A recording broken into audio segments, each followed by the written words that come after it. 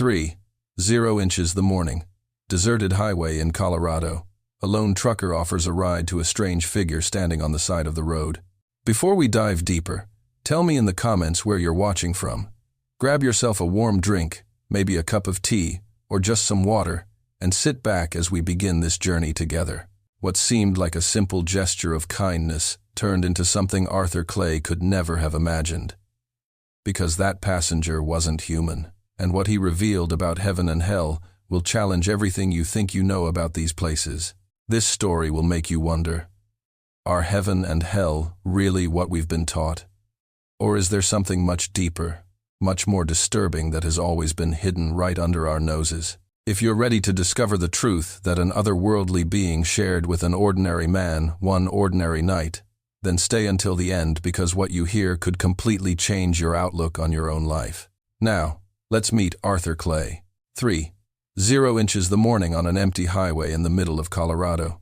The kind of place where darkness swallows everything. Where there's nothing but cracked asphalt, faded yellow lines, and the constant roar of a diesel engine cutting through the early morning silence. Arthur Clay drove his Kenworth as he always did, one hand on the wheel and the other holding a bottle of cheap whiskey between his legs. 61 years on the road, 61 years of solitude, and the bottle was the only companion that never judged him, never abandoned him, never asked why he became the man he swore he would never be. His vision was blurry, but that wasn't new. It was part of the routine. Drinking to drive, driving to forget, forgetting to survive another day, another delivery, another night, unable to sleep without the bitter taste of alcohol burning his throat. The truck's headlights illuminated only a few meters ahead, and beyond that, there was only emptiness. That immense emptiness Arthur knew well, because it was the same emptiness he'd carried inside his chest for decades. No cars, no lights, no life, just him and his personal demons traversing the void. Then he saw a figure standing on the side of the road. Arthur blinked several times, trying to focus his alcohol-blurred vision.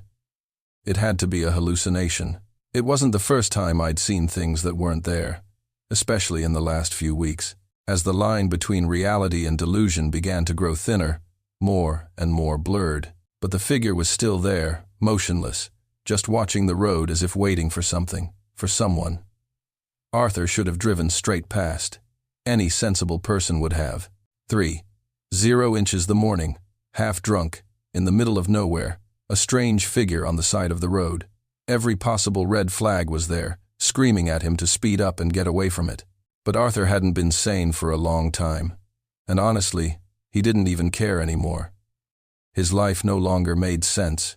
It didn't matter if something went wrong, if it was dangerous, if he ended up dead in a ditch around the next bend. Maybe it was even a relief.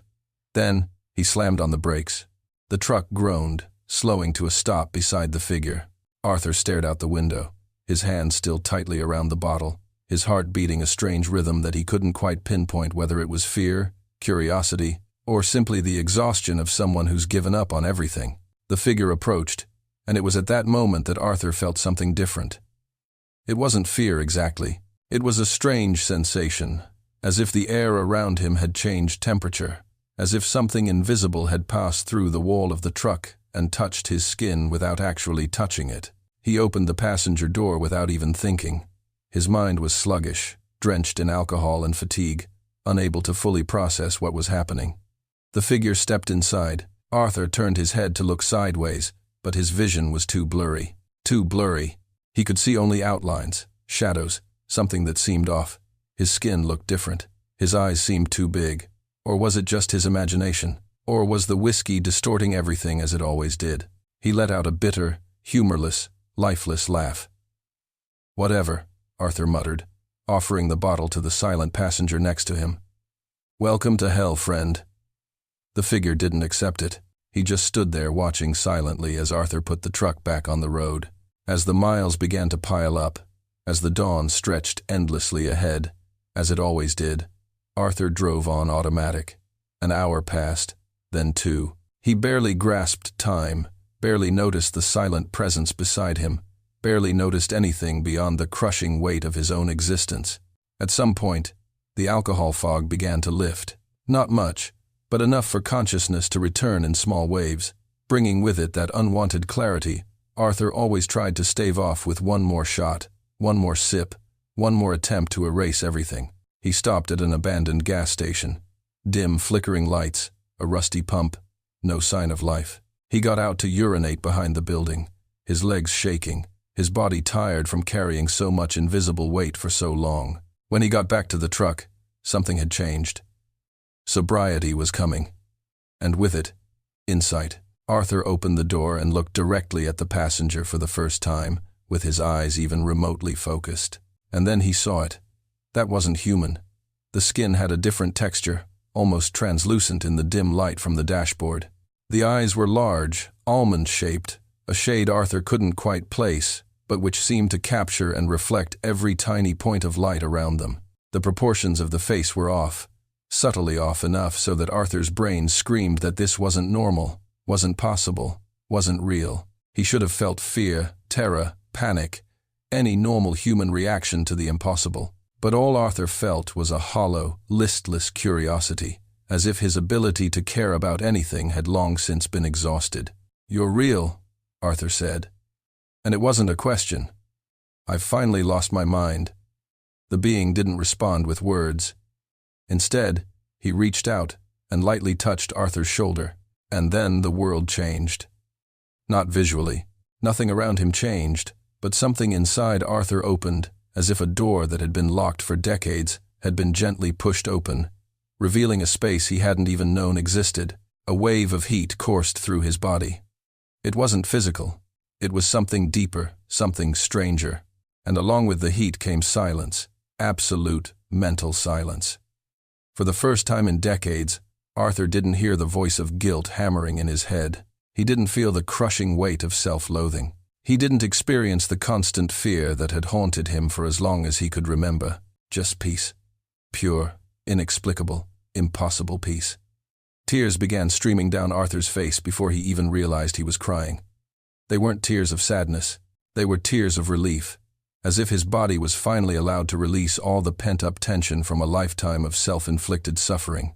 And then, without sound, without audible voice, Arthur heard words inside his own mind.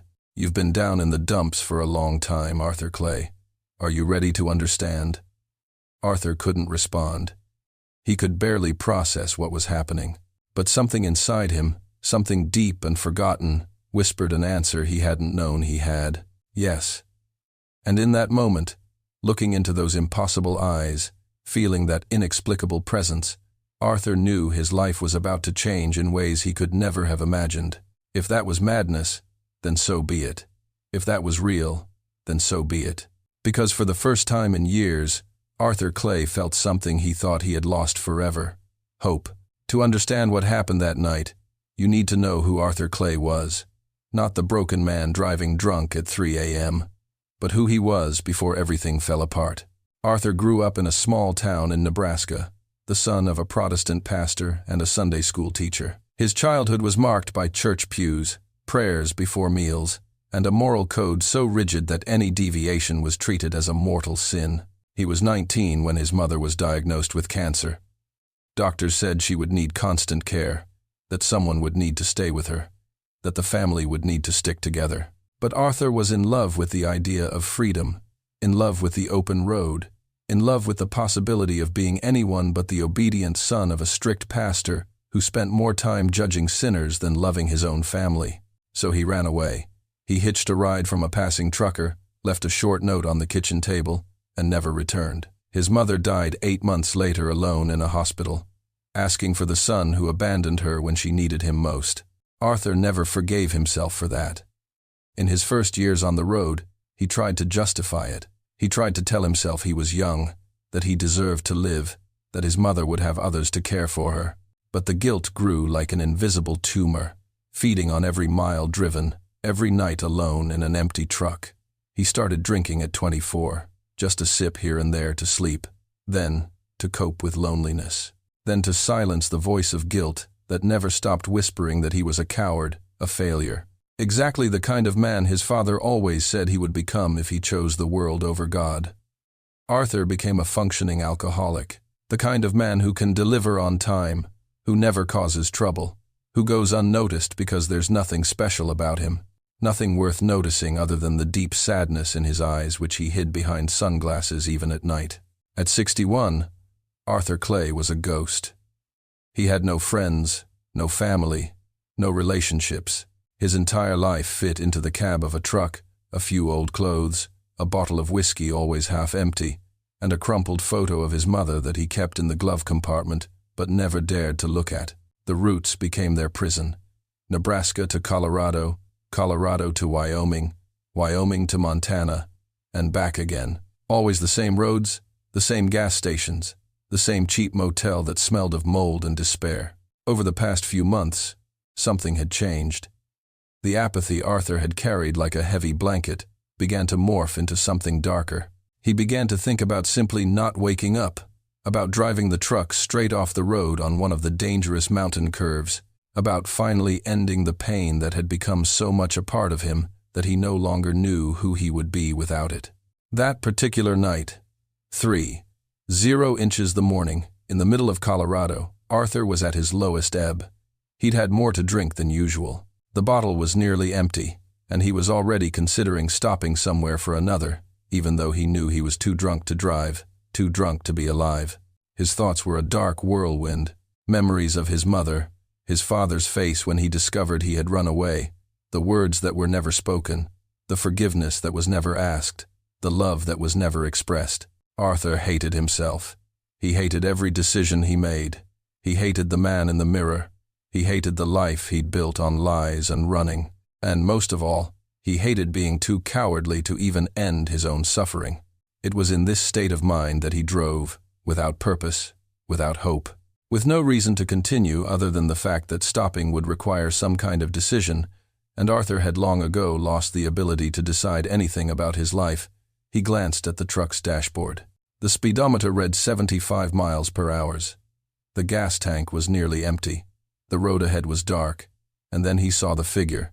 Arthur didn't even think about stopping. His drunken brain registered something on the side of the road, but it was his body that reacted automatically, slamming on the brakes before his conscious mind could question why. Maybe it was boredom, maybe it was loneliness, or maybe somewhere deep in his broken soul, Arthur Clay still retained a tiny spark of humanity, a last vestige of the person he used to be before everything fell apart. He stopped the truck, and in that moment, without knowing it, Arthur was about to discover that hell was real. But first, he would need to learn to see. When the figure entered the truck, Arthur could barely register details. His vision was too blurry, his mind too slow, the alcohol too thick in his blood. All he saw was a dark outline, a silhouette that moved outside toward the passenger seat. "Where are you going?" Arthur asked, his voice slurred, the words tripping over each other. Silence. Arthur waited a few seconds, then gave up. Whatever. He pulled the truck back onto the road, the roar of the engine filling the empty space between two strangers who didn't know each other. For the first few minutes, Arthur tried to rationalize. He was probably a drifter, someone whose car had broken down, or maybe a fugitive. The road in the middle of the night attracted all sorts of desperate people, and Arthur knew it well. After all, he was one of them himself. He offered the bottle of whiskey without looking away. "Want a sip?" Cold night. No response, no movement. Arthur shrugged and took another sip himself. "Okay, more for me." Miles piled up. 10, 20, 30. The passenger remained completely still, completely silent, and Arthur began to wonder if he had actually picked up someone for a ride, or if his mind had finally crossed the fine line between reality and hallucination. He risked a quick glance to the side as he drove. In the darkness of the cabin, lit only by the dim glow of the dashboard, all Arthur could see was a figure dressed in what looked like a large coat, or perhaps a cloak. The face was in shadow. "Are you real?" Arthur muttered, half talking to himself. "Or have I finally lost my mind?" For the first time, the passenger moved just slightly, a tilt of the head so subtle Arthur almost missed it. Something about the movement seemed calculated, cold. Arthur felt a shiver run down his spine, and for a brief moment, a thought crossed his drunken mind. What if this guy was dangerous? What if he was one of those crazy people who killed truck drivers to steal their cargo, or the truck itself? Arthur's grip on the steering wheel tightened slightly. There was a knife in the glove compartment, but he was too drunk to react quickly if something happened. And honestly, a part of him didn't even care. If this silent stranger wanted to end everything right then and there, maybe it was even a favor. Arthur hadn't felt alive for a long time anyway. "Sorry," Arthur said. "I had too much to drink. Sometimes I get a little confused." More silence. Arthur focused on the road ahead, the faded yellow lines, darkness swallowing everything beyond the headlights, the steady hum of tires against the asphalt. Arthur picked up the bottle again, desperate for something familiar, something that made sense. He took a long swig, feeling the liquid burn his throat, and used the pain as an anchor to reality. "Are you okay there?" he asked, just to break the oppressive silence. "Do you need anything? Water? Food?" "Nothing." Another 20 meters. Arthur started to sweat lightly, but he couldn't tell if it was nerves or just the effects of the alcohol. The silence was growing heavy, uncomfortable. Who was this guy? Why wasn't he saying anything? Why had he accepted the ride if he wasn't even going to say where he was going? Paranoid thoughts began to form in Arthur's drunken mind. Maybe he was a fugitive. Maybe he'd killed someone and was on the run. Maybe Arthur was just another potential victim. But even so, he kept driving. Because deep down, dying at the hands of a stranger didn't seem any worse than slowly dying from the inside out, as he'd been doing for decades. He looked away again, longer this time, and saw the eyes. It wasn't anything dramatic, just a reflection from the dashboard hitting the passenger's face at a specific angle. But for a split second, Arthur saw the eyes, and they were big. Too big, with a glow that shouldn't have been there. A faint luminescence like that of a nocturnal animal caught in headlights. Arthur blinked. He looked again. The shadow had returned. The face was hidden. "Fuck," he whispered, his heart racing. "What the hell?" Arthur shook his head, trying to clear his thoughts. It had to be a trick of the light, a strange reflection, or his eyes playing tricks after so many hours of drunk driving. It had to be that. Arthur forced himself to laugh, a nervous, humorless sound. "Man, I'm sorry. I'm seeing things. I need to stop drinking so much." But paranoia was growing. What if this guy was really dangerous? What if he was waiting for Arthur to let his guard down? And the strangest thing, he didn't stop the truck. He didn't ask the stranger to get out. He didn't try to run away because a part of Arthur, the part that had been slowly dying for decades, simply didn't care anymore. If this guy was a killer, so be it. If he wanted to steal the truck, Arthur had nothing left to lose anyway. His life had been worthless for a long time. But there was something else, too. A strange curiosity. For the first time in years, he felt something beyond apathy and self-loathing. Even if it was just superficial fear or paranoia, it was something. It was different from the nothingness he felt every day. "Who are you?" Arthur asked softly, his voice sounding more menacing than he intended. "What do you want?" And this time, the passenger answered. It was a real voice, but strange, too calm, too soft, as if each word had been carefully chosen. "Someone who sees what you hide, Arthur Clay." Arthur nearly lost control of the steering wheel, his vision darkened at the edges, his heart pounding. He hadn't said his name. He hadn't. He was sure. "How do you know my name?" Arthur demanded, his voice cracking.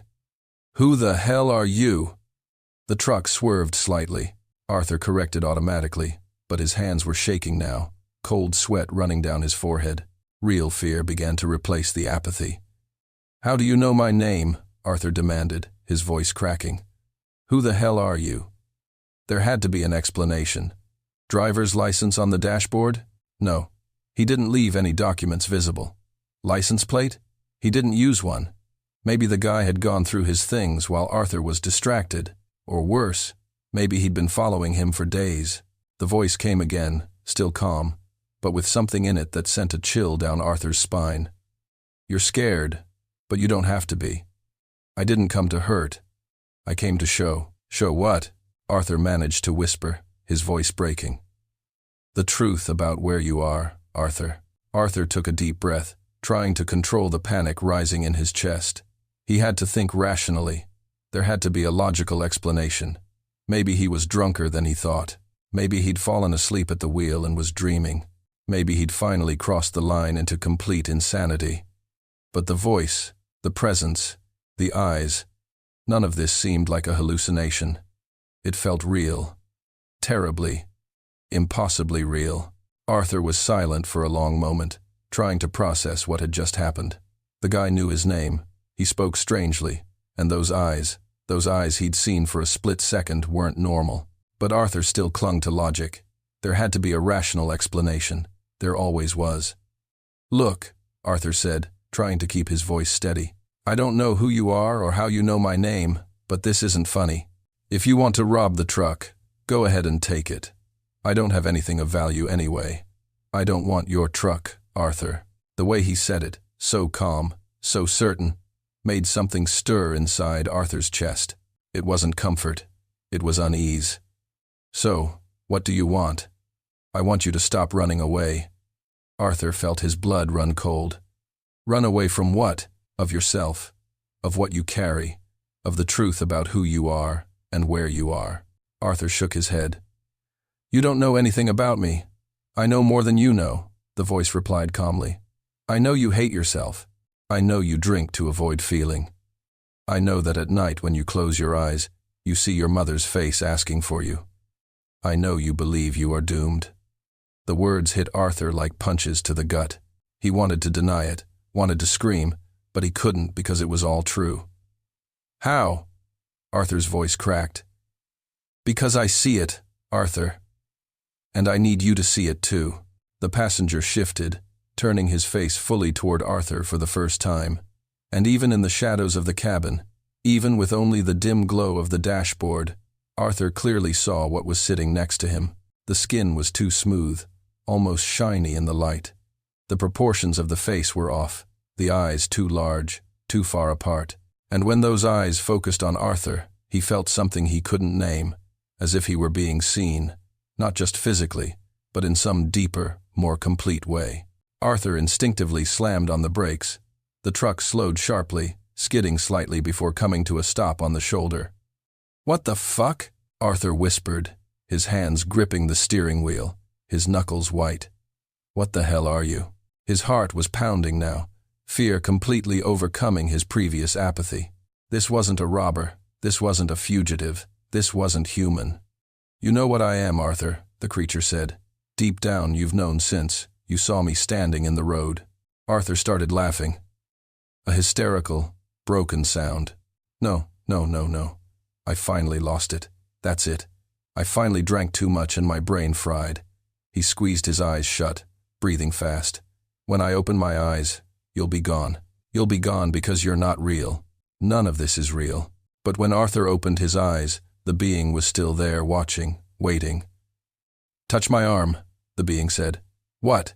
"Touch my arm. You need to feel that this is real." Arthur hesitated. His hand trembled as he slowly reached across the cabin.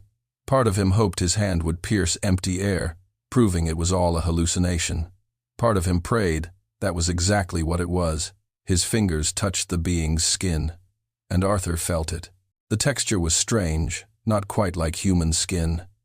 It was softer, cooler, but definitely solid, definitely real. Arthur yanked his hand back as if it had touched fire, panic rising in waves that threatened to suffocate him. "This can't be happening," he muttered, running his hands over his face. "This can't be real." "But it is," the being replied. "And you know it is. You can feel the truth of it, even if your mind resists it." Arthur stared at the door. He could run. He could leave the truck and flee into the darkness. But where? They were in the middle of nowhere. And besides, if that thing wanted to hurt him, it would have already. "Why me?" Arthur asked, his voice breaking. "Of all the people in the world, why a drunk, broke trucker?" "Because you got where you needed to be." "And where is that?" "At the absolute bottom, in the place where lies no longer work, where escape becomes impossible." Arthur was silent, processing those words. Part of him wanted to argue, to deny, to keep running. But another part, a deep part, he'd tried to suppress for decades, whispered that maybe, just maybe, this was exactly what he needed. "What do you want from me?" Arthur finally asked, his voice low, defeated. Nothing. I don't want anything from you, Arthur. Then why? Why are you here? The being was silent for a moment. Those large eyes fixed on Arthur with something that looked like compassion. Because where I come from, we understand something that humans have forgotten. We understand about pain, about choice, about what you call heaven and hell. Arthur felt something tighten in his chest at the words heaven and hell. He'd grown up hearing about them, faraway places, judgment after death, salvation, or eternal damnation. My father was a pastor, Arthur said, his voice shaking. He preached about it every week. Hellfire, eternal torment, separation from God. He said, people like me, drunks, cowards who abandon their families, go there when they die. And you believe that? Arthur shrugged bitterly. I don't know what I believe anymore, but if there's a place for people who deserve to suffer forever, I'm definitely on that list. The being tilted its head slightly, as if considering those words. Arthur, can I ask you a question? Whatever. Ask. How do you feel right now, at this moment? Arthur frowned. What do you mean? Describe what you feel inside you now. Arthur took a deep breath, feeling the familiar weight in his chest, the guilt that never went away, the hatred he directed at himself every day. I feel like hell, he said honestly. I feel empty, broken, like I'm worthless, like everything inside me is rotten. And how long have you felt this way? Arthur thought. Years, decades, maybe. Since my mother died, probably. The being nodded slowly. And when you picture hell, Arthur, what do you see? Fire, pain, torment, being trapped in endless suffering. And that's different from what you just described. The words struck Arthur like a bolt of lightning. He opened his mouth to respond, but no sound came out because suddenly, for the first time in his life, he understood what the being was saying, without having to say it directly. You're saying that? Arthur began, but his voice trailed off. I'm not saying anything yet, the being replied gently. I'm just asking you to look, to feel, to stop running long enough to see what's always been right in front of you. Arthur felt tears burning in his eyes.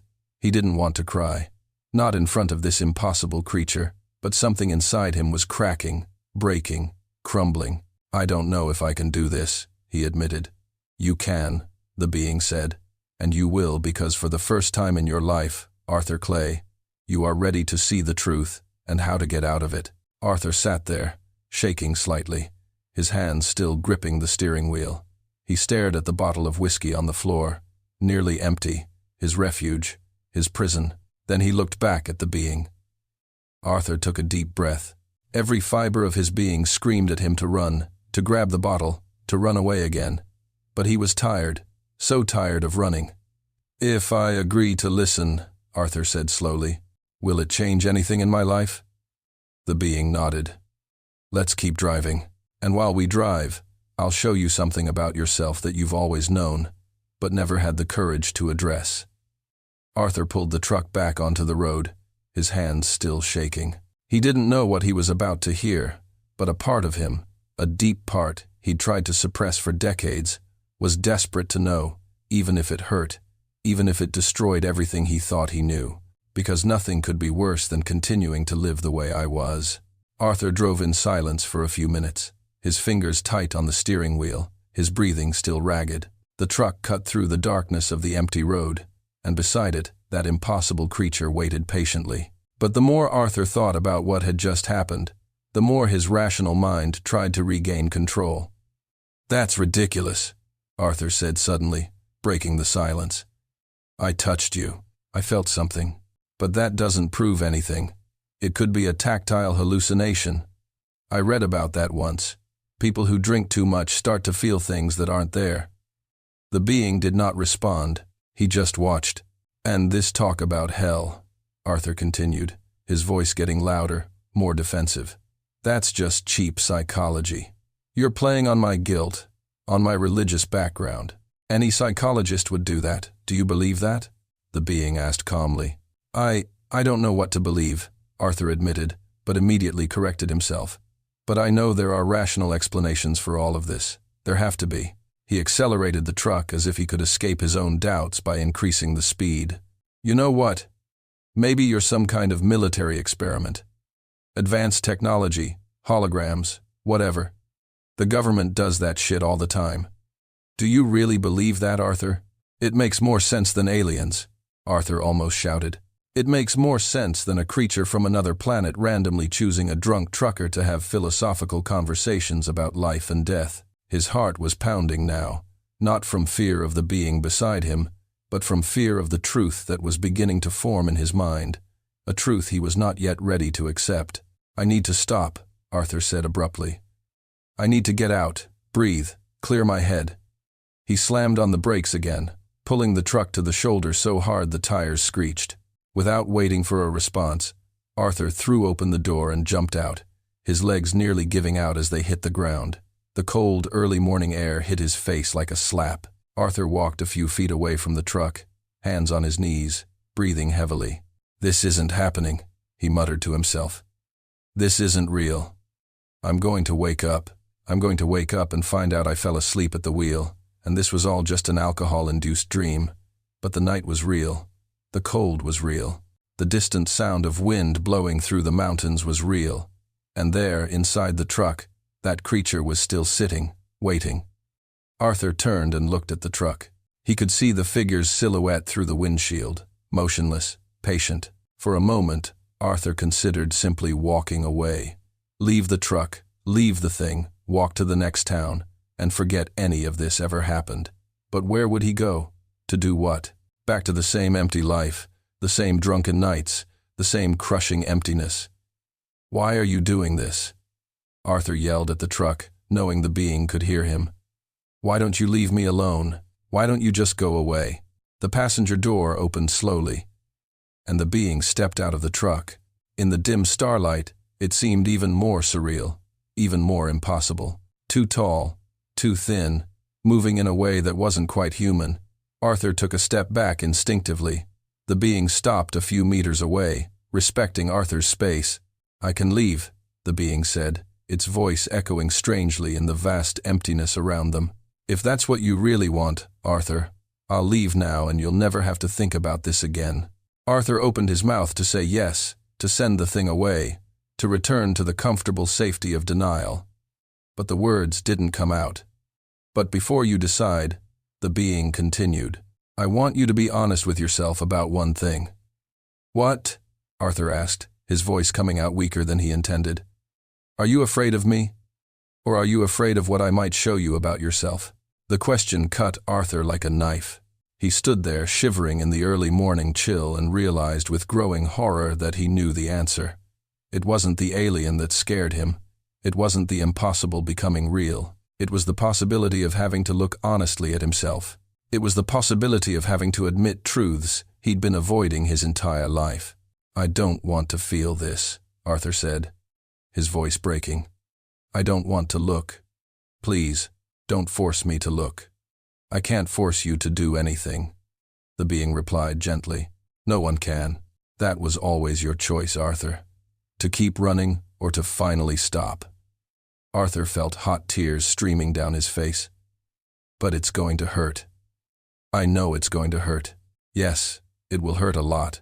Then why would I do that? Why would anyone choose to feel pain when they could just not feel it? The being took a few steps closer, and Arthur didn't back away this time. Because the pain you feel when you look is temporary, the being explained. But the pain you feel when you run away lasts forever. You already know that, Arthur. You've been carrying this pain for 42 years, and it only gets worse, never better. Arthur fell to his knees on the side of the road, sobbing openly now. All the walls he'd built, all the defenses he erected, were all crumbling at once. I abandoned my mother, he cried. She was dying, and I ran away like a coward. What kind of son does that? What kind of person does that?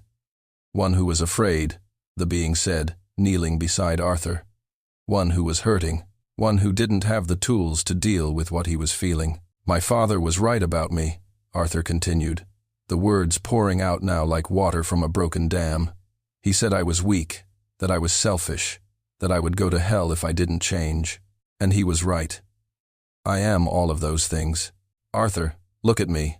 Arthur lifted his head, his eyes red and puffy, and found those wide, impossible eyes fixed on him with something that could only be described as pure compassion.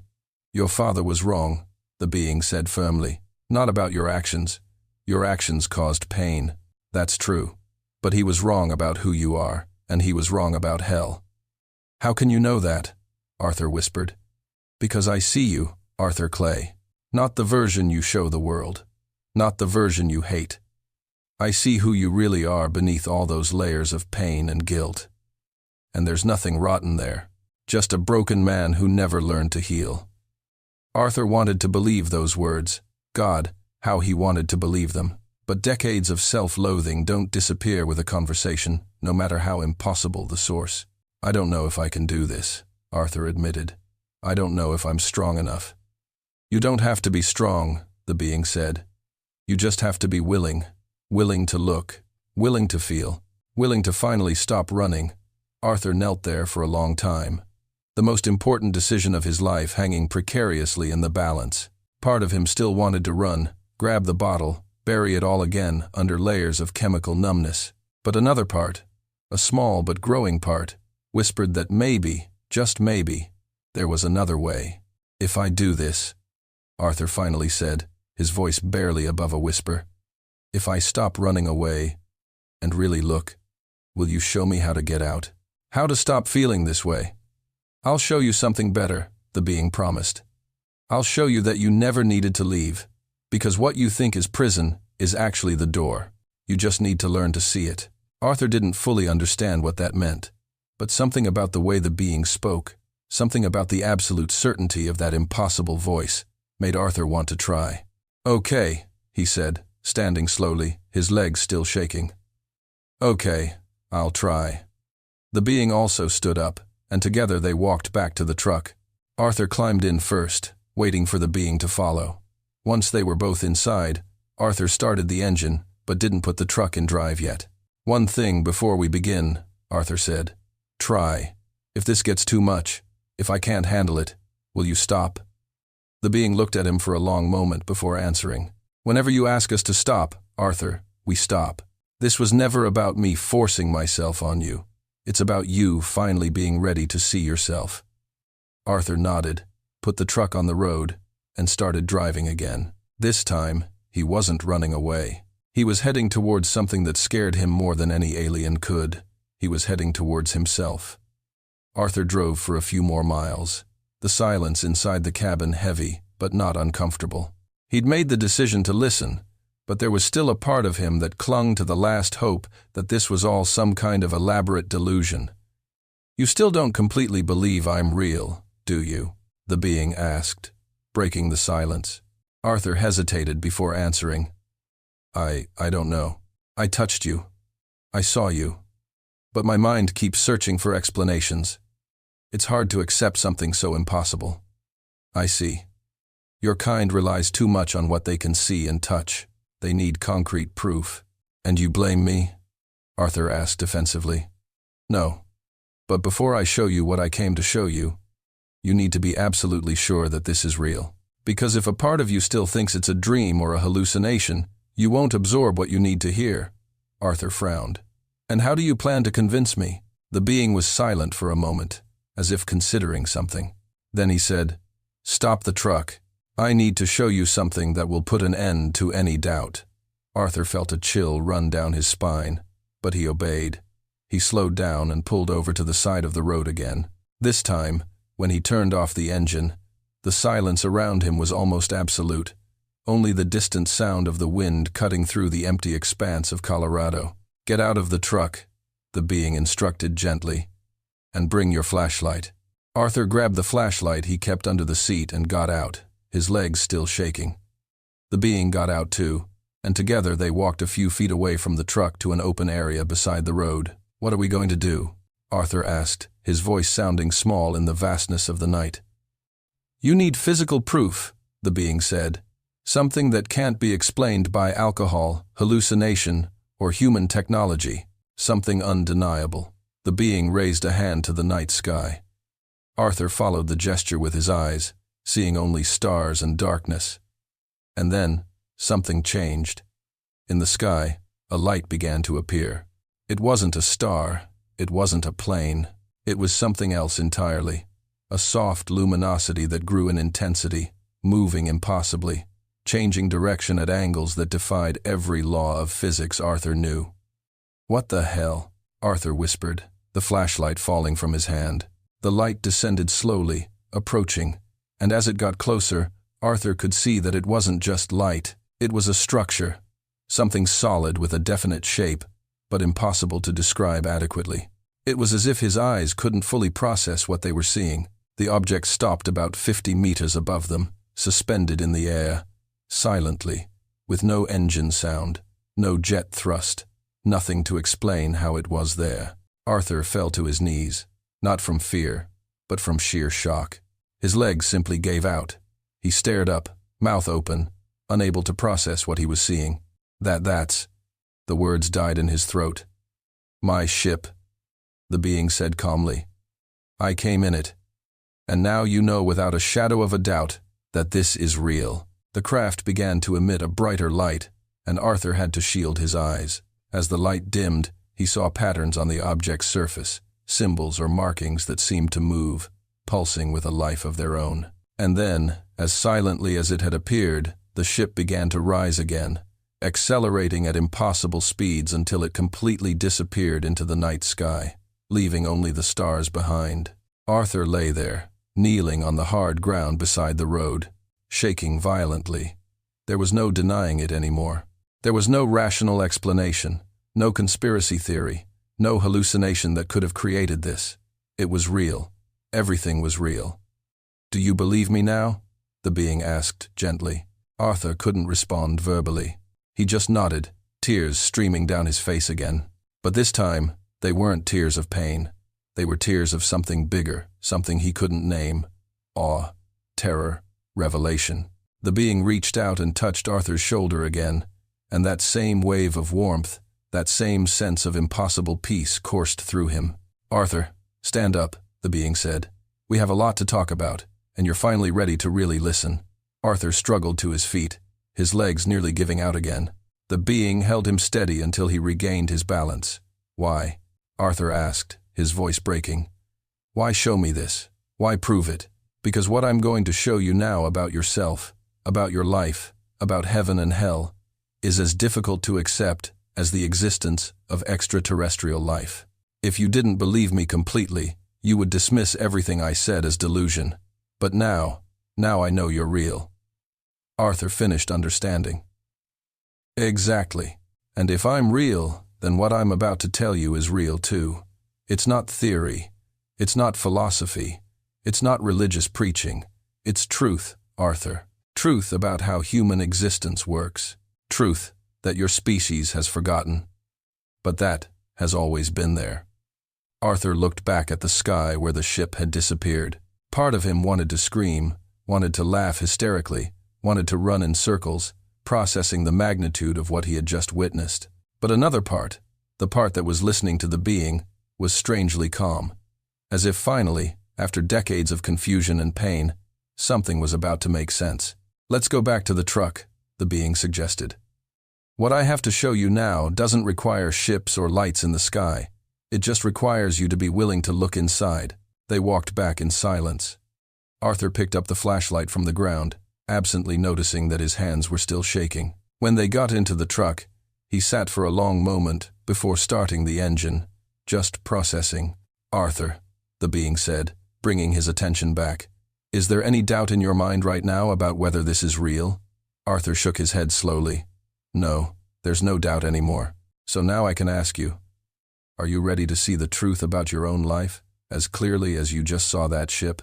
Arthur took a deep breath. The last part of him that wanted to run had been burned away by the impossible evidence he had just witnessed. There was nowhere left to run, neither in external reality nor in internal reality. "Yes," he said, his voice steady for the first time since this journey began. "I'm ready. Show me." The being nodded. "Then let's start with the most important question you've never answered honestly. What do you really believe you deserve, Arthur Clay? And why?" The question hit Arthur like a punch. Because he knew the answer. He'd always known. He just never had the courage to admit it out loud. I deserve to suffer, Arthur said, the words coming out in a hoarse whisper. I deserve every ounce of pain I feel. I deserve to be alone. I deserve hell. And why do you believe that? Arthur closed his eyes, feeling the weight of 42 years of guilt crushing his chest. Because I abandoned my mother when she needed me most. Because I chose my own freedom over her life. Because I am selfish, a coward, and exactly the kind of person my father always said I was. Open your eyes, Arthur, the being said softly. Arthur opened it. Now, listen to me carefully, because what I'm about to tell you will change everything. You're right about one thing. You really are living in hell. But you're wrong about why, and you're wrong about how to get out. Arthur swallowed, waiting.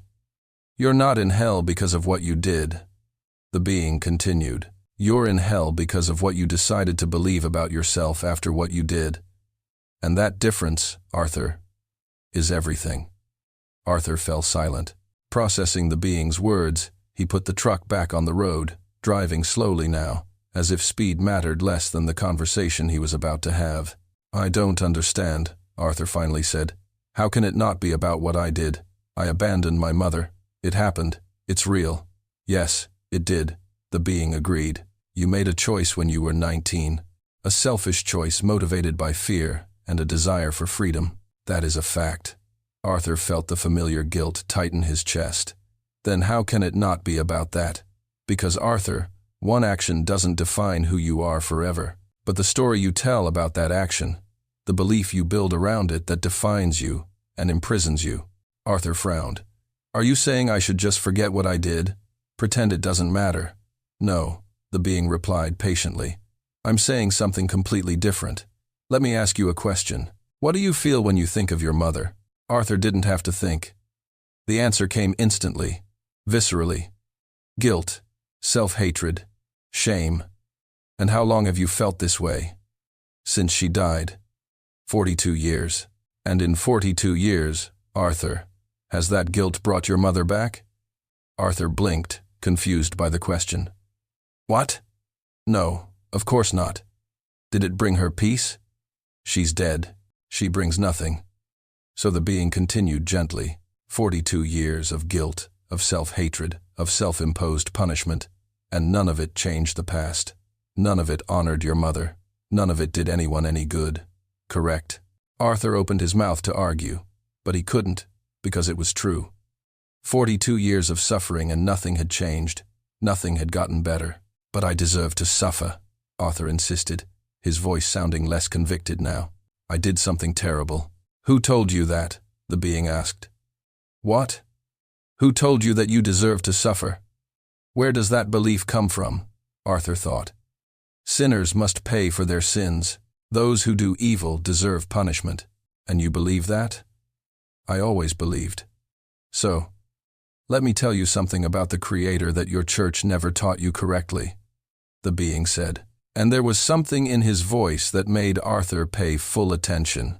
What you call God, the Creator of all, is not a judge sitting on a throne waiting to condemn you.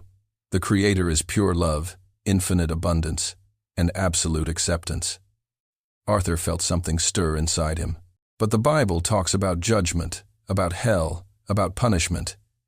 The Bible was written and interpreted by humans, the being explained, and humans, with all due respect, often project their own fears and need for control onto the divine. They created a God in their own image, not the other way around. So, you're saying God doesn't punish me? I'm saying the Creator never punished you, Arthur. You're the one punishing yourself, and you've been doing it for decades. Arthur felt tears burning again. But I did something terrible. Yes, it did, and it caused pain. But Arthur, listen to me carefully. The Creator doesn't love you any less because of it. The Creator's love is not conditional. It's not something you earn by being good or lose by making mistakes. It's constant, infinite, ever-present. Then why do I feel so separated? Arthur asked, his voice breaking. Why do I feel so far from God? Because you chose to separate yourself, the being said gently. Not physically, but mentally, emotionally. Every time you hate yourself, every time you punish yourself with guilt, Every time you drink to escape yourself, you are moving away from the Creator's love. Not because He has turned away from you, but because you have turned away from Him. Arthur parked the truck again, unable to drive. As he processed those words, they challenged everything he'd learned, everything he'd believed in his entire life. "How do I get away?" Arthur asked. "Through your thoughts, through your feelings, Arthur. Do you know the emotions that separate you from the divine?" Arthur shook his head. Anger, hatred, judgment, grudge, fear, guilt, especially guilt. These emotions are low frequency. They pull you down, separate you from the source of all that is good. And when you live in these emotions constantly, you live in hell. Arthur finished, understanding beginning to dawn. Exactly. Hell is not a physical place with fire and demons. Hell is an internal state of separation from divine love. And this separation is not imposed by God. It is chosen by you moment by moment through what you decide to feel and think. Arthur looked down at his hands on the steering wheel. They were shaking slightly. But how do I stop feeling guilty? How do I simply choose not to feel something I've felt for decades? That's the wrong question. The being said, "You don't stop feeling guilt by trying not to feel guilt. You transform guilt by looking at it honestly and understanding it for what it really is." And what is she? Guilt, Arthur, is not divine punishment. It's a sign, an indicator that you violated your own values. You valued family, loyalty, caring. And when you abandoned your mother, you violated those values. Guilt came to tell you this is not aligned with who you want to be. Arthur nodded slowly. That made sense. Guilt had a purpose. The being continued. It was supposed to make you stop, acknowledge your mistake, and do things differently in the future. But instead of using guilt that way, you turned it into an identity. Instead of saying, "I did something wrong," you started saying, "I am something wrong," and see the difference. Arthur saw it, and the difference was huge. "So, I'm not a bad person. You're a person who did something bad when you were young, scared, and without the tools to deal with an impossible situation. That makes you human, Arthur. It doesn't make you a monster." Arthur felt something begin to crack inside him, like ice melting after a winter too long. "But my father said," "Your father was wrong," the being interrupted gently. "He loved you in his own way, but he was trapped in the same limiting beliefs that now hold you back. He believed in a punishing God because that's what he was taught, and he passed that belief on to you. So everything I was taught about heaven and hell was wrong. Not entirely wrong, just incomplete. Heaven and hell exist, Arthur, but they are not future destinations. They are present states. You create your heaven or hell by what you choose to think and feel." Arthur was silent, taking it in. It was a lot to process, a lifetime of beliefs being challenged in one conversation. "You said the Creator is love," Arthur finally said. "But if He is love, why does He allow suffering? Why does He allow people like me to live in internal hell for decades?" "Because the Creator gave you free will," the being explained. "You have absolute freedom to choose your thoughts, your feelings, your beliefs. The Creator doesn't interfere with that. Not because He doesn't care, but because He loves you enough to let you experience, learn, and grow through your own choices." "But what if I choose wrong?" "There is no wrong choice in absolute terms. There is only choice that brings you closer to or further from love, peace, and joy. And you always, always have the opportunity to choose again." Arthur looked out the window at the darkness outside. Somewhere in the distance, the first light of dawn was beginning to brighten the horizon. He'd driven all night, and in a way, he'd covered more than just miles of road. "You mentioned shadows before," Arthur said. "What are those shadows?" The being nodded as if expecting this question. "Ah, yes, the shadows. Arthur, this is perhaps the most important lesson I need to teach you." "What are they?" "Shadows are the parts of you that you reject, the parts that you judge as bad, wrong, unworthy. And the more you try to hide them, ignore them, run away from them, the more power they have over me," Arthur finished, remembering the being's earlier words. "Exactly.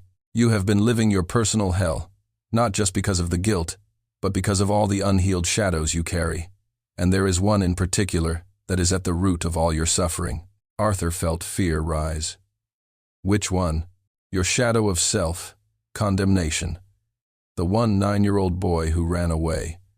You hate him, Arthur.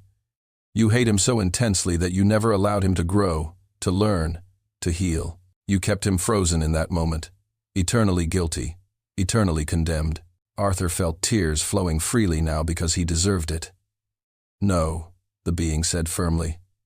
He didn't deserve it. He was a scared child doing the best he could with what he had. And until you forgive that boy, until you embrace that shadow with compassion instead of hate, you will continue to live in the hell you created. How do I do this? Arthur asked desperately. How do I forgive something so terrible? I'll show you, the being promised. But first, you need to understand one last thing about heaven and hell. What? Heaven is not a future reward for being good. Heaven is a state of union with divine love. And you access that state not through perfection, but through acceptance. Acceptance of yourself, of your flaws, of your humanity. When you stop judging yourself, when you stop condemning yourself, when you finally choose self-love over self-hate. I ascend from hell to heaven, Arthur whispered, understanding finally. Yes. And Arthur, you can start that climb now. This moment. You don't have to wait for death, or the final judgment, or anything else. Heaven has always been available. You just have to choose it. Arthur looked at the being, those wide, impossible eyes that saw him with absolute clarity. And for the first time in 42 years, Arthur Clay allowed a different possibility to enter his mind. The possibility that he was not doomed. The possibility that forgiveness was possible. The possibility that hell was not eternal, but only until he decided to leave.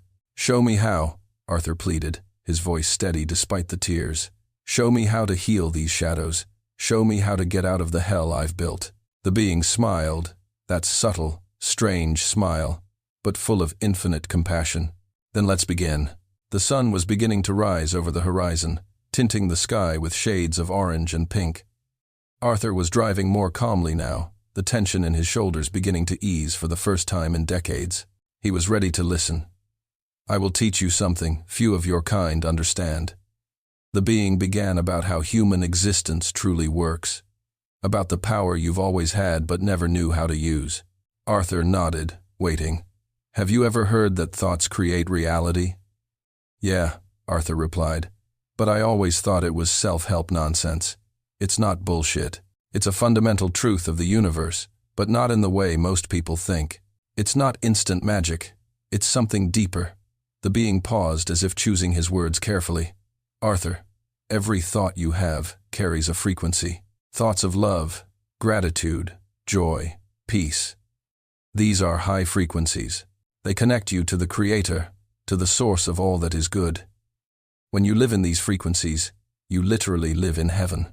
And thoughts of hate, fear, guilt, these are low frequencies, the being added. They separate you. And when you live in these frequencies constantly, you live in hell. Not metaphorically, Arthur. Literally. Your internal state, your life experience, your emotional reality, all of this is determined by the frequency at which you vibrate. Arthur absorbed that. So, when I hate myself, when I feel guilty all the time, you are choosing hell moment by moment. And the universe, the Creator, does not judge you for it. It just gives you exactly what you ask for through its vibrations. But I didn't consciously ask for this, Arthur protested. I don't want to live like this. Consciously, no. But subconsciously, Arthur, you've been asking for punishment for 42 years. Every self-hating thought is a request to the universe. Show me that I am unworthy. Show me that I deserve to suffer. And the universe, which always answers, says, as you wish. Arthur felt a chill run down his spine. Because it was true. He had been asking for pain with every self-destructive thought. So, how do I change this? Arthur asked. How do I change decades of mental programming? Through conscious choice, the being explained. And through facing your shadows. Let me show you something important about those shadows, Arthur. They are not your enemies, aren't they? No, every shadow you carry, every rejected part of yourself carries a lesson, a key to your liberation. The guilt you feel points to your values of family and loyalty. The anger you suppress points to boundaries that have been violated. The fear you hide points to areas where you need to grow.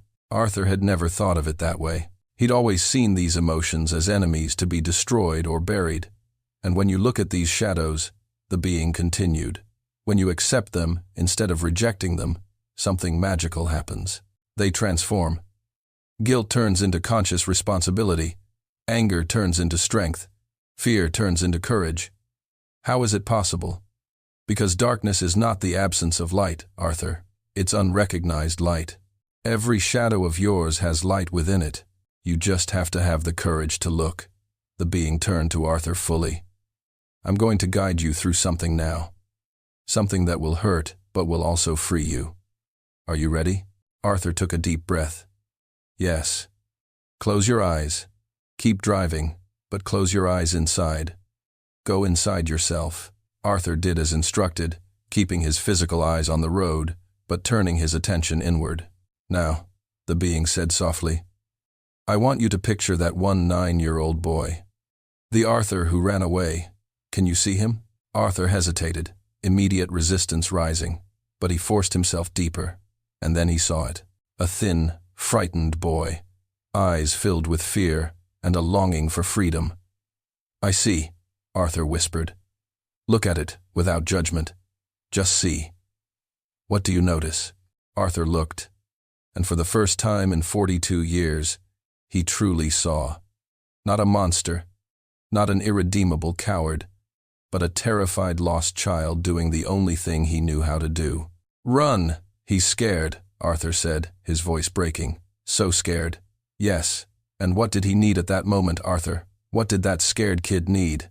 The tears began to fall freely now. He needed someone to tell him it was okay, that he wasn't bad for being afraid, that he was only human. And who can give it to him now? I, Arthur whispered. I can then give. Forgive that boy. Arthur, hug that shadow. Tell him you understand, that you don't hate him anymore, that he did the best he could. Arthur felt something break inside him, like a dam finally giving way. And through deep sobs, he spoke to the 9-year-old boy he had carried like a prison for decades. I forgive you, Arthur said, the words coming from deep within his soul. You were scared. You were just a child. I understand now. I don't hate you anymore. I love you. And the moment those words were out, Arthur felt something extraordinary. A physical lightness, as if a literal weight had been lifted from his shoulders. The guilt he'd carried for 42 years, which had become so much a part of him he barely noticed it anymore, was suddenly lighter, significantly lighter. What was that? Arthur asked, almost breathless.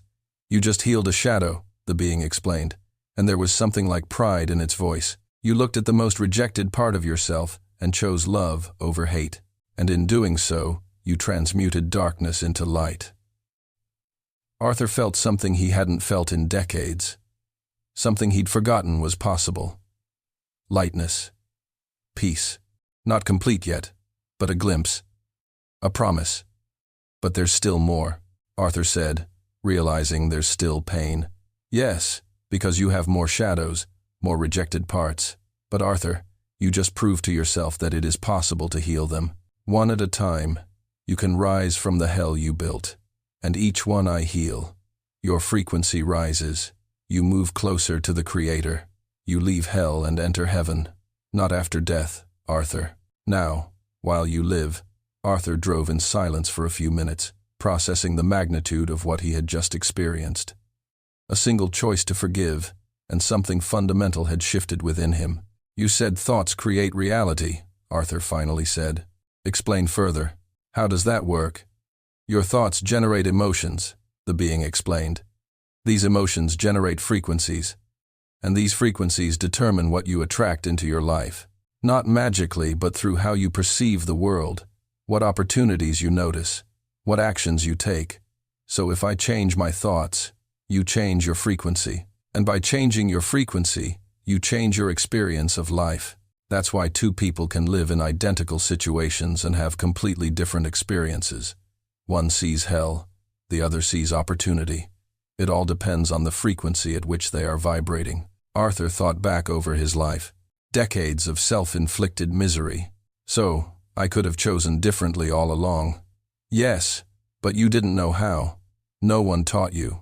Your church taught you to fear God, not to connect with Him through love. Your father taught you guilt, not conscious responsibility. You did the best with what you had, and now you know. And knowledge brings responsibility. From this day forward, Arthur, every thought is a choice. Every emotion is a choice. You choose heaven or hell thousands of times a day by what you choose to focus on. Is it that simple? Simple, yes. Easy, no. You have 42 years of programming to undo. Old patterns that will automatically arise. But each time you notice destructive thinking and consciously choose a different one, you are choosing heaven. You are moving up in frequency. Arthur felt hope rise inside him, an emotion so strange he almost didn't recognize it. Is there a practice? Arthur asked. Something I can do daily? Yes. Every morning before you drink, before you do anything, you make 3 conscious choices.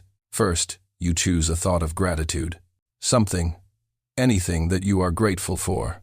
This raises your frequency instantly. Arthur nodded, absorbing. Second, you choose a thought of self-love, something you appreciate about yourself, not about your actions, but about who you are. This reconnects you with the Creator. And third, you choose an intention for the day, not an external goal, but an internal state. Today I choose peace, or today I choose love, or today I choose courage. And then throughout the day, you return to that intention every time you notice yourself slipping into low frequencies. And does it work, Arthur? This doesn't just work, it transforms. Within weeks, you'll notice differences. Within months, you won't recognize your life. Not because external circumstances have necessarily changed, but because you've changed internally. And when you change internally, the outside world adjusts. Arthur finished understanding. Exactly. You're not at the mercy of the world, Arthur. You are the creator of your experience through your inner choices. You always have been. You just didn't know it. The sun was fully visible now, bathing the road in golden light. Arthur looked at it and felt something he hadn't felt since he was a child. Or beauty possibility. One last thing, the being said, about the Creator. Try. The Creator is not far away, sitting on a heavenly throne, judging you. The Creator is within you. He is the source of life that flows through you. When you connect with love, gratitude, and peace, you are literally connecting with God. So God has always been here. Always. You were just looking in the wrong place, searching the sky for something that was always inside. Arthur felt tears of something completely new now. Not pain, not guilt, but reverence, awe, connection. I wasted so much time, Arthur said sadly. No, the being corrected gently. You needed this time to be ready. You needed to sink to absolute depths before you were finally ready to rise. It wasn't a waste, Arthur. It was a necessary journey. Arthur drove in silence for a few more miles, absorbing everything he'd learned. He glanced at the bottle of whiskey on the ground, still with some liquid in it, and he realized something surprising. He didn't want to drink. For the first time in decades, the desire, the compulsive need simply wasn't there. You noticed, the being said, smiling. The drink, Arthur whispered. I don't want it, because you were drinking to escape the shadows. But now that you've started healing them, the need to run lessens. Every shadow healed, the less you need anesthesia. Arthur grabbed the bottle, and without hesitation rolled down the window and threw it out. He heard the sound of glass breaking on the road behind him. I don't need this anymore, he said firmly. No, the being agreed. You don't need to. Arthur drove until he reached his final destination, a warehouse in Denver, where he was supposed to make the delivery. The sun was fully up now, and for the first time in years, Arthur noticed how beautiful it was. Really beautiful. He parked the truck and turned off the engine. For a moment, neither of them spoke. They just sat there in the comfortable silence of someone who'd shared something profound. You're leaving now, Arthur said. It wasn't a question. It was a statement. Yes, the being replied. My work here is complete. Arthur felt a tightness in his chest, but it wasn't fear. It was gratitude mixed with something like anticipatory longing. I don't know how to thank you, Arthur said, his voice shaking. You saved me. Literally saved me. No, the being corrected gently. I only showed you what you needed to see. Salvation, Arthur. You made yourself when you chose to look instead of run, when you chose love instead of hate, when you chose forgiveness instead of punishment. That was all you. Arthur shook his head, tears in his eyes again. But these were good tears, tears of relief, of gratitude, of something he could only describe as rebirth. What do I do now? Arthur asked. How do I continue this alone? Do you remember the practices I taught you? Yes. Gratitude, self-love, daily intention. Do this religiously, and whenever you notice low-frequency thinking, you stop, breathe, and consciously choose a different thought. At first, it was difficult. The old patterns are strong, but with practice it gets easier. Eventually, it becomes natural. What about the other shadows? Arthur asked. The ones I haven't cured yet. They will appear, the being said. As you heal one layer, another emerges. It's a process, not an event. But now you know how to deal with them. You look, you accept, you forgive, you love, and they transform. Arthur nodded, absorbing every word as if it were holy writ. Can I ask you one last question? Arthur asked. Of course. Why did you really do this? Why did a creature from another planet travel all the way here to help a broken-down trucker? The being was silent for a moment, those large eyes fixed on Arthur with depth impossible to measure. Because where I come from, we understand something humans have forgotten. We are all connected, not just on Earth, but throughout the entire universe. When one suffers, all feel it. When one rises, all benefit. There is no real separation, Arthur. Only the illusion of separation.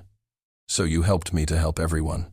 I helped you because you were ready, and because your pain echoed through frequencies that reached places far beyond this road. The universe conspires to heal those who are finally ready to be healed. Arthur felt chills. So, it wasn't an accident. You stopping in front of me? Nothing is an accident, Arthur. You asked for help. Maybe not consciously, but your soul asked. And the universe responded. I was just the messenger. Arthur looked out the window, seeing warehouse workers beginning to move around. His old life, his job, his routine, everything was still there. But something fundamental had changed. He had changed. I'm going to miss you, Arthur admitted. You don't have to, the being said with that subtle smile. Because I'm not really leaving what I taught you. What you discovered within yourself, that stays forever. The being opened the truck door and began to get out. Arthur felt a momentary panic. Wait, he said quickly. Will I see you again? The being paused. Half in, half out of the truck. Maybe if you need it, but I don't think you will, Arthur Clay. You have everything you need now. How can I be sure? How do I know I won't fall back into old patterns? You can go back, the being admitted. Honestly, old habits are strong. But now you have awareness, and awareness changes everything. Every time you start to slip, you'll notice, and by noticing, you can choose differently. Arthur nodded, knowing it was true. One last thing, the being said before leaving completely. About your mother. Arthur felt something tighten, but it wasn't the crushing guilt it had been before. It was softer, more healing. Try. She forgave you a long time ago, Arthur. The only one who never forgave you was you. But now that you've begun that process, you can truly honor her. Not through suffering, but through living well, by being happy, by being free. That's what she would have wanted. Arthur felt tears well up again, but he nodded. I'll try. Don't try. Do. And with that, the being got out of the truck and started walking away. Arthur got out too, watching the impossible figure walking between the parked trucks, and then suddenly, he just wasn't there anymore. Arthur blinked. He looked around. No sign of the being, as if it had never existed. But Arthur knew it existed. He had the proof inside him. The lightness, the hope, the fundamental change that no hallucination could create. The following weeks were difficult, but different. Arthur didn't drink, not a sip, And for the first time in decades, he didn't feel a desperate need to drink.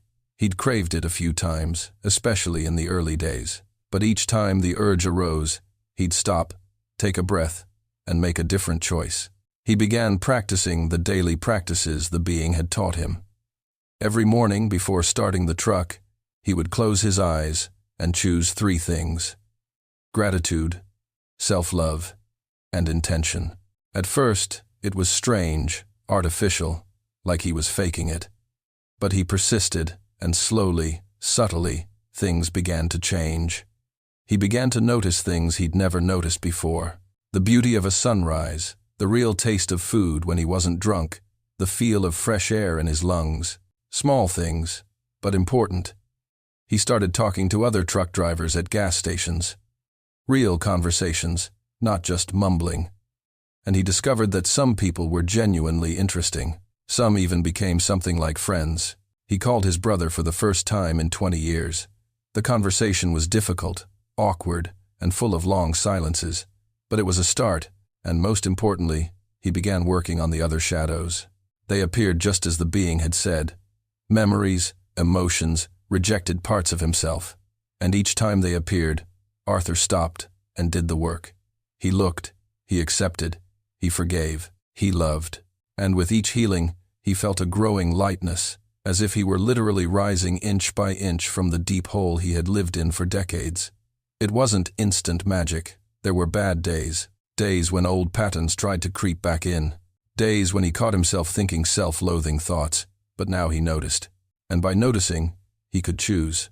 3 months after that impossible night on the Colorado highway, Arthur Clay was driving the same route, Nebraska to Colorado. But everything was different. He wasn't running anymore. He was just driving. He was no longer numb. He was present. And for the first time in 42 years, Arthur Clay didn't feel like he was in hell. I wasn't completely in heaven yet. There was still work to do. There were still shadows to heal. There were still hard days, but he was climbing. And that, Arthur finally understood, was what mattered. Not a final destination, but a direction. Not perfection, but progress. He looked at the passenger seat, empty now, but still carrying the presence of that night. And he whispered to the universe, to the Creator, to that impossible being who changed everything. Thanks. And somehow Arthur felt the message was received. 6 months had passed since that impossible night. Arthur Clay sat in a small Denver cafe, sipping a cup of black coffee and staring out the window. It was a quiet Saturday morning, and he wasn't working. For the first time in years, he'd taken a day off. Not because he had to, but because he wanted to. Because he was learning that rest wasn't a luxury, it was a necessity. Part of taking care of yourself. A man sat at the table next to him. A younger trucker Arthur vaguely recognized from gas stations. The young man looked exhausted, his eyes red, his hands shaking slightly as he held a cup of coffee. Arthur saw himself in that man. The old version of himself. "Rough night?" Arthur asked gently. The young man looked at him, surprised by the attention. "You have no idea.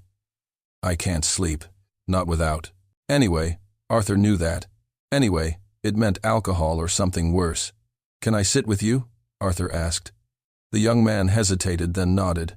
Arthur picked up his cup and moved to his table. "My name is Arthur. Arthur Clay." "Lucas," the young man said, shaking the offered hand.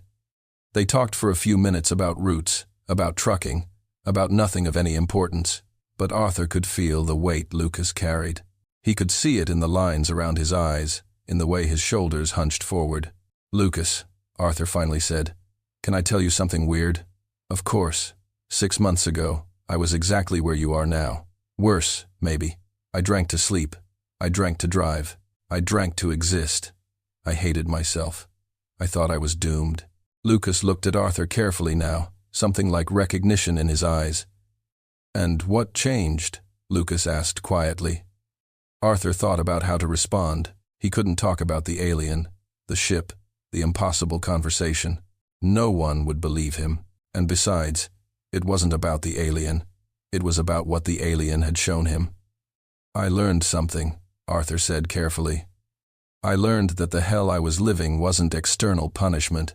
It was internal choice, and that at any moment I could start choosing differently. Lucas frowned. It's not that simple. It's not. Arthur agreed. It's extremely difficult, but it's possible. And it starts with a choice. The choice to look honestly at what you're running from, at the things you've buried, that you hate about yourself, that you've never had the courage to face. Lucas was silent, but Arthur could see the words were resonating. Each of us has shadows, Arthur continued, parts we reject that we hide, and the more we run from them, the more power they have. But when we finally stop and look, when we embrace those parts with compassion instead of hate, they lose their power, Lucas finished, understanding beginning to dawn in his eyes. Yes. And you ascend not to some distant heaven after death, but to a better state here and now, one day at a time, one choice at a time. Lucas stared at his coffee cup for a long moment. Have you stopped drinking? Yes, completely. As I faced what I was running away from, and I discovered that when you heal the wounds, the need to numb naturally disappears. Arthur grabbed a napkin and a pen. He wrote 3 words: gratitude, self-love, intention. Do this every morning, Arthur said, pushing the napkin toward Lucas. Before you do anything else, choose something you're grateful for, something you love about yourself, and an intention for the day. It sounds silly, but it works. It changes your frequency. Lucas looked at the napkin, then at Arthur. Why are you telling me this? You don't even know me. Arthur smiled. Because 6 months ago, someone showed me when I was at rock bottom, and now it's my turn to pass it on. We're all connected, Lucas. When one rises, it helps others rise too. They talked for another half hour. Arthur shared what he could without mentioning the impossible part of the story. Just the principles, the practices, the truth about heaven and hell being internal states. When they finally said goodbye, Lucas held Arthur's hand for an extra moment. Thank you, Lucas said, tears welling in his eyes. I really needed to hear that today. When you feel like giving up, Arthur said, remember, you always have a choice. Always. And it's never too late to start choosing differently. Arthur left the cafe and walked down the Denver street, the sun warm on his face. He thought about that conversation, about how naturally the words had flowed from him. He was changing, not just internally, but in the way he interacted with the world. Before he would have walked right past Lucas, he wouldn't have noticed. Or worse, he would have noticed and not cared. But now he saw. He really saw. He saw the suffering in others, because he had finally looked at his own suffering. And instead of turning away, he felt compassion, a genuine desire to help. This was part of the climb, Arthur realized.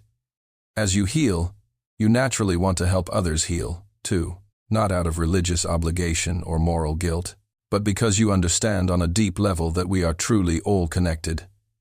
His life wasn't perfect yet. Far from it. He still had difficult days. He still struggled with old patterns at times. He still discovered new shadows that needed healing. But the difference was that now he had tools. He had understanding. He had conscious choice. And most importantly, he had hope. Hope that hell wasn't eternal. Hope that salvation wasn't a future external event, but a present internal endeavor. Hope that heaven was always available, just waiting for him to choose the right frequencies. Arthur looked up at the sky, bright blue and endless. I'm going up, he whispered to no one in particular. Or maybe to the Creator, or maybe to that impossible being who had changed everything. And somehow, Arthur knew it was true. He was going up, and it would keep going up. One day, one choice, one shadow healed at a time. Arthur Clay's journey shows us something profound about the nature of human existence. Heaven and hell are not distant destinations awaiting us after death. They are states we live in now, determined by our moment internal choices. Arthur spent decades living in a self-imposed hell, believing it was a deserved punishment for his mistakes. But what he discovered changed everything. The hell we live in doesn't come from external judgment, but from how we choose to relate to our own shadows, our own wounds. Each of us carries shadows, parts we reject, hide, hate, and every time we choose to run instead of look, drink instead of heal, self-hatred instead of compassion, we are choosing to remain in hell. But we also have the power to choose differently. At any moment, no matter how long we live in darkness, no matter how deep we descend, there is always the possibility of starting to rise. The question remains, where are you now? In heaven or in your inner hell? And more importantly, what will you choose from today? Because just as Arthur discovered, salvation isn't something that happens to you. It's something you do, one day at a time, one choice at a time, one shadow healed at a time. Because in the end, we're all on the same journey. From hell to heaven, from separation to union, from unconsciousness to consciousness. And together we can rise.